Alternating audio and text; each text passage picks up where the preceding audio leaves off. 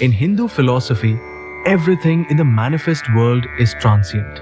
The Bhagavad Gita 2.16 says, "The unreal has no existence. The real never ceases to be." The body, the family bond, the house, even the grief, all belong to the world of change. When the young boy lights his father's pyre, it symbolized the acceptance of change, that what was once a living body must return to the five elements in the quiet stillness of a cremation ground by the riverbank, where the air carries the mingled scent of smoke and sandalwood. A young boy steps forward with trembling hands. Before him lies his father's body, wrapped in white cloth, resting on a wooden pyre. Behind him stand the elders, their faces turned toward the fire, eyes moist yet resigned. As the boy lights the pyre, the flame flickers, rises, and consumes. This moment, both personal and universal, embodies one of the most profound truths in Hindu philosophy, anityata, the impermanence of life. The act of a son lighting his father's pyre is not merely a cultural custom. It is a sacred moment where the finite bows before the infinite. In Hindu tradition, the body is viewed as a temporary vessel formed by the five elements. Prithvi means earth, Apa means water, Tejas means fire, Vayu means air, and Akash means ether. When life ends, the body must return to these same elements. Fire, as the purest of all, becomes the divine messenger that transforms matter into spirit. The Antyeshti, last rite, is not an act of destruction, but of restoration, returning the borrowed elements back to the cosmos. The young boy, standing as both mourner and priest, becomes the bridge between human emotion and cosmic order. His tears belong to the world of form. His action belongs to the eternal rhythm of dharma. In the Bhagavad Gita 2.14, Lord Krishna says to Arjuna, "O son of Kunti, sensations of heat and cold, pleasure and pain come and go. They are impermanent. Endure them with patience." My dear brothers and sisters, the Hindu worldview begins with the understanding that nothing in the material realm is permanent. Pleasure fades, pain subsides, life begins and ends. The mind, the body, the relationships we cling to, all are passing clouds in the vast sky of consciousness. Yet, impermanence is not to be feared, it is to be understood. For without change, there would be no growth, no renewal, no liberation. Just as the flame consumes the wood to create light, impermanence burns attachment to reveal the eternal within. In Hindu ritual, Agni, fire, is sacred. It is the witness of truth, the conveyor of offerings, and the purifier of all things. During a funeral, Agni becomes both the destroyer and deliverer. It consumes the body but releases the soul. As the Rig Veda declares, "O fire, lead us by the auspicious path to the eternal." When the boy lights the pyre, he is not destroying his father. He is sending him forward on the journey beyond the visible. He offers his father not to death, but to Agni, the path to light. The flames symbolize the transformation of the finite into the infinite, the dissolution of the ego-bound identity into the timeless self. In Hindu custom, the eldest son performing the funeral rite is not an act of inheritance, but of acceptance. He acknowledges that life continues not through possession, but through participation in the unending flow of existence. The boy lighting the pyre carries within him his father's teachings, mannerisms, memories, and love, not as clinging attachments, but as sacred imprints. When he offers fire to the body, he also offers gratitude to the life that shaped him. In that moment, the boy crosses the threshold from childhood to spiritual maturity. He learns that death is not the opposite of life, it is a part of life's continuum, as twilight is not the opposite of dawn, but its inevitable completion. The Katha Upanishad, 1st February 2018, presents Nachiketa's dialogue with Yam, the god of death. The wise one is neither born nor does he die. He did not come from anywhere, nor did anything come from him. He is unborn, eternal, everlasting. He is not slain when the body is slain. Here lies the heart of Hindu thought. Death belongs to the body, not to the self. The boy lighting the pyre performs a visible act of farewell. But metaphysically, his father has not died. He has merely shed one garment of existence, as the Gita, to point to two, beautifully puts it. Just as a man discards worn-out clothes and puts on new ones, so the embodied soul leaves old bodies and enters new ones. Time is depicted in Hindu philosophy as both creator and destroyer. Everything born must die, and everything that dies is reborn in some form. This cyclic understanding of existence is reflected in the flames that rise and vanish. Each spark appears for a moment, dances, and dissolves, much like human lives. But the flame itself, the principle of fire, remains unchanged.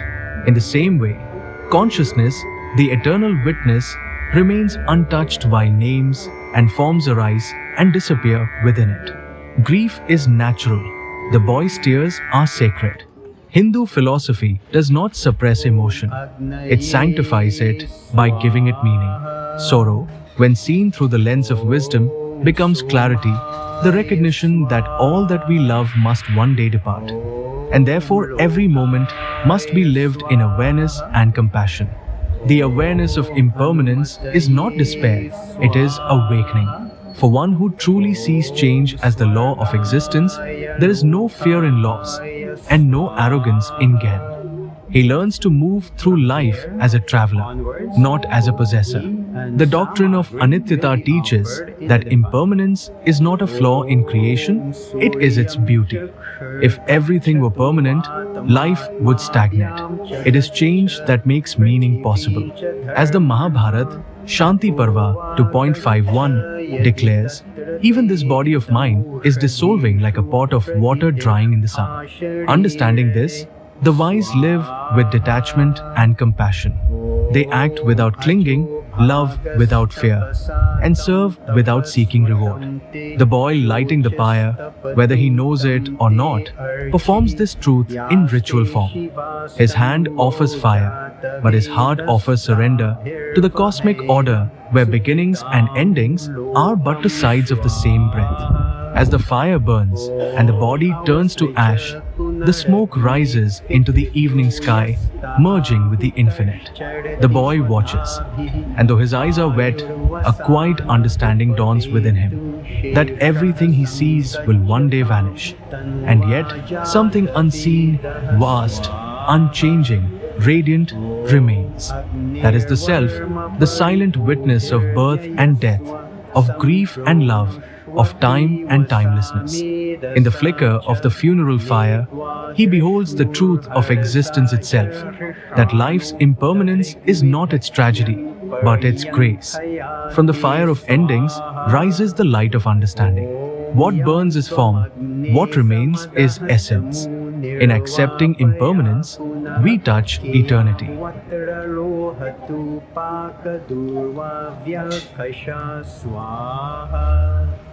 ॐ प्राणेभ्यः साधिपतिकेभ्यः स्वाहा ॐ पृथिव्यै स्वाहा ॐ अग्नये स्वाहा ॐ अन्तरिक्षाय स्वाहा ॐ वायवे स्वाहा ॐ दिवे स्वाहा ॐ सूर्याय स्वाहा ॐ दिग्भ्यः स्वाहा ॐ चन्द्राय स्वाहा ॐ नक्षत्रेभ्यः स्वाहा ॐ अद्भ्यः स्वाहा ॐ वरुणाय स्वाहा ॐ नाभ्यै स्वाहा ॐ भूताय स्वाहा ॐ वाचे स्वाहा ॐ प्राणाय स्वाहा ॐ प्राणाय स्वाहा ॐ चक्षुषे स्वाहा ॐ चक्षुषे स्वाहा ॐ श्रोत्राय स्वाहा ॐ श्रोत्राय स्वाहा ॐ सूर्यं चक्षुषा गच्छ वातमात्मना दिवं च गच्छ पृथिवीं च कर्मभिः अपो वा गच्छ यदि तत्र ते हितमोषधीषु प्रतितिष्ठा शरीरे स्वाहा ॐ सोम एकेभ्यः पवते घृतमेक उपासते येभ्यो मधुप्रधावति तांश्चिदेवापि गच्छतात् स्वाहा ॐ ये च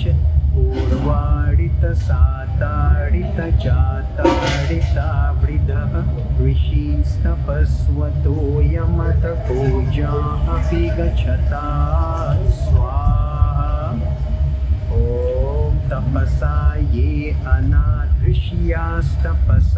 ये स्वर्ययुः तपो ये च क्रीडे महस्तांश्चिदेवापि गच्छतात् स्वाहा ॐ ये युध्यन्ते प्रधनेषु शूरासो ये तनूद्यजः एव सहस्रदक्षिणास्तांश्चिदेवापि गच्छतात् स्वाहा ॐ वायुरनिलममृतमथेदं भस्मान्तं शरीरम् ॐ क्रतो स्मर क्लिवे स्मर कृतं स्मर स्वाहा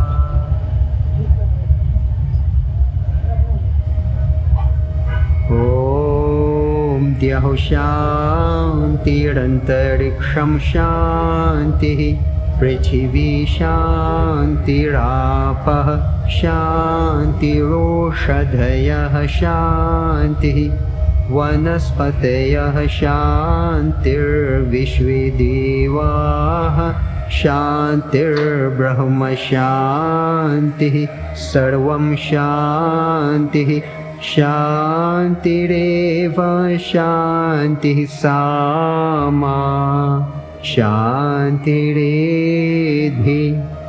ॐ शान्तिः शान्तिः शान्तिः